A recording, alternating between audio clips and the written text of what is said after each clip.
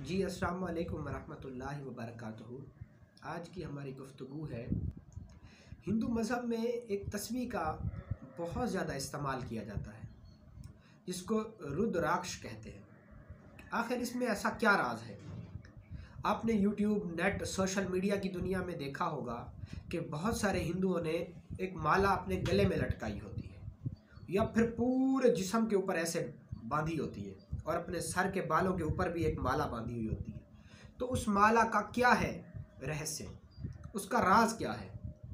आखिर वो क्यों हमारे यहाँ इस तरह की तस्बीहों का इस्तेमाल वो क्यों नहीं कर सकते? वो इस तरह की तस्बीह का भी तो इस्तेमाल कर सकते हैं ना, लेकिन वो इस तरह की तस्बीह का इस्तेमाल क्यों नहीं करते? और रुद्राक्ष में ऐसा क्या है? रुद्राक्ष में ऐसी कौन सी इस्तखराजी कुव्वत है जो कि इस आम इस्तेमाल होने वाली तस्बीह में नहीं है? रुद्राक्ष, उसका पूरा नाम है रुद्राक्ष। उसी पर मैंने आपसे ये नॉलेज शेयर करने के लिए मैंने कहा कि आपको मैं अपने तमाम तलबा को ये बताऊं कि रुद्राक्ष में ऐसा क्या है। दरअसल हिंदू इल्म में भगवान शिव से बड़ी कोई शक्ति नहीं मानी जाती। वो माज़अल्लाह समझते हैं कि भगवान शिव खुदा है। और पिछली वीडियो में, काल भैरव वाली वीडियो में, मैंने आपको बताया था कि भगवान शिव एक अघोरी था और उसने, एक आम इंसान था, वो कोई खुदा वुदा नहीं था, वो एक आम इंसान ही था। उसने शयातीनी इल्म इतना इकट्ठा किया, इस्तखराजी कुव्वतों को इतना जगाया कि वो अघोरी से खुदा बन गया। तो उसको एक लड़की से इश्क हुआ, सती देवी से इश्क हुआ। तो सती के बाप ने उसको रिश्ता देने से इनकार किया। जब रिश्ता देने से इनकार किया तो वो, मैंने आपको सारी बात बताई कि सती ने फिर जलती हुई आग में छलांग लगाई जो उनके घर में हवन हो रहा था। जब उसने उस हवन में, जलती हुई आग में खुद को डाला तो उसका पूरा जिस्म झुलस गया।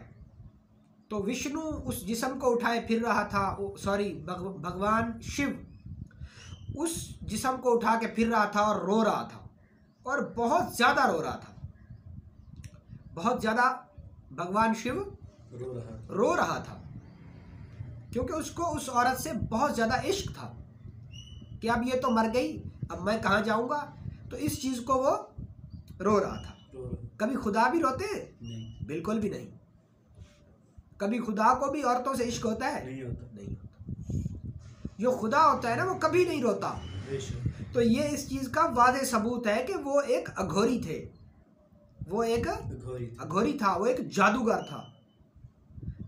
असल में इंडिया में या हिंदुस्तान में जिसके पास भी कोई बड़ी शक्ति या बड़ी ताकत आ जाए या वो काम कर सके जो कि आम शख्स ना कर सकता हो, तो उसको वो खुदा मान लेते हैं। इस तरीके के बहुत सारे खुदा हुए। फिर जब तक वो ज़िंदा रहता है तो लोग उसको सजदे भी करते हैं, उसकी इबादत भी करते हैं, उसकी रियाजत भी करते हैं। और जब वो शख्स मर जाता है फिर अब क्या करते हैं? अब फिर वो उसी की शक्ल की एक मूर्ति बना लेते हैं, उसी की शक्ल की एक वो मूर्ति बना लेते हैं। जब वो मूर्ति बना लेते हैं तो उस मूर्ति को फिर वो पूजते हैं और उसका नाम लेके उसका आवाहन करते हैं, यानी उससे मदद तलब करते हैं। तो सेम इसी तरीके से भगवान शिव को वो बहुत ज़्यादा पूजते हैं, क्योंकि जितनी ताकत भगवान शिव ने, उस अघोरी रूप ने, उसने इस्तखराजी कुव्वतों को जितना जगाने में वो शख्स कामयाब हुआ, इतना और कोई भी नहीं हुआ। बिल्कुल। तो इसलिए उनको भगवान माना गया हिंदू धर्म में, तो वो लोग उसको पूजते हैं। तो वो जब अपनी माशूका, अपनी बीवी सती, जिसका नाम सती था, उसका जिस्म उठा के ना रो रहा था और फिर रहा था, तो वो रोता रहा और फिरता रहा, रोता रहा और फिरता रहा। जहाँ जहाँ उसके आंसू गिरते रहे, उसकी आंखों से जो अथरू गिरते रहे ना, जो आंसू, वो जहाँ जहाँ गिरते रहे तो वहाँ वहाँ पे एक दरख्त उगता गया। अब ऐसा हमारा मानना नहीं है, हम तो मुसलमान हैं, लेकिन ये है कि ये एक नॉलेज मैं आपको बता रहा हूँ कि रुद्राक्ष की तस्बीह में ऐसी कौन सी इस्तखराजी कुव्वत का राज छुपा हुआ है जो हिंदू किसी को भी नहीं बताते। अगर उसमें कुछ ऐसा राज नहीं है तो हिंदू इस तरह की तस्बीह का इस्तेमाल क्यों नहीं करते? वो रुद्राक्ष का ही इस्तेमाल क्यों करते हैं?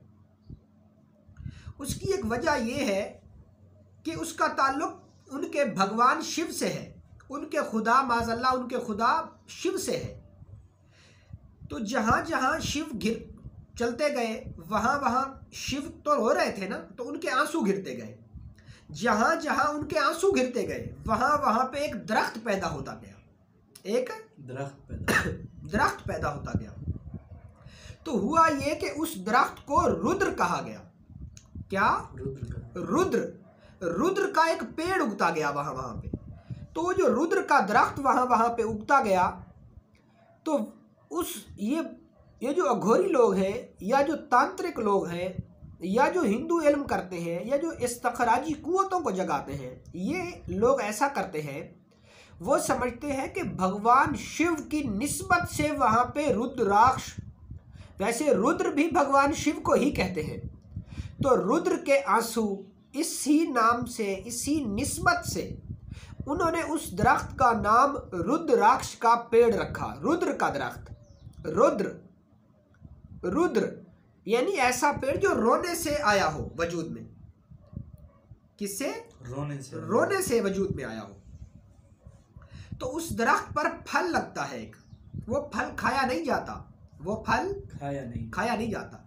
उसको खुश्क करके उसका छिलका उतार के ये लोग फेंक देते हैं, उसका छिलका उतार के ये लोग फेंक देते हैं। वो एक खास दरख्त होता है जिसको रुद्र कहा जाता है। जब उसका फल ऊपर से काट के फेंक देते हैं तो उसके अंदर से एक गुठली निकलती है, उसी गुठली से ये लोग माला बनाते हैं जिसको रुद्राक्ष बोला जाता है। और उनके इल्म के मुताबिक, उनके हिंदू अकीदे के मुताबिक कि भगवान शिव में वो इस्तखराजी शयातीनी कुव्वतें हैं जो और किसी भगवान के पास नहीं है, जो और किसी तांत्रिक के पास नहीं है, या और माज़अल्लाह उनके किसी खुदा के पास नहीं है, वो सिर्फ भगवान शिव के पास है। और ये शिव के आंसू से जो पेड़ हुआ जिसको रुद्र बोला गया, इस पेड़ में, उसके बीज में वो इस्तखराजी कुव्वत छुपी हुई है।